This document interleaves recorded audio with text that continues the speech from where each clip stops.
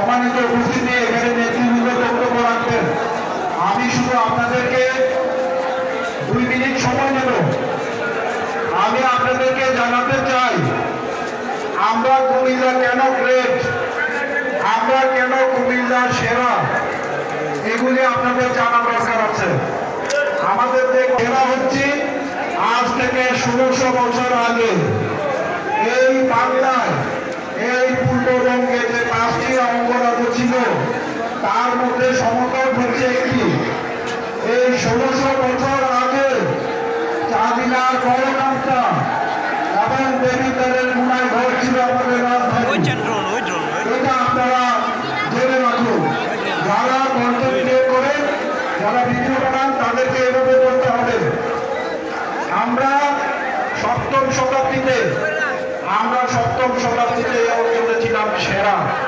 এই অঞ্চলে নাম ছিল কিয়ামল কিয়া, যেটা বলা হয় যে কিয়ামল কিয়া থেকে কমলাঙ্ক, কমলাঙ্ক থেকে কুমিল্লা নামের উৎপত্তি।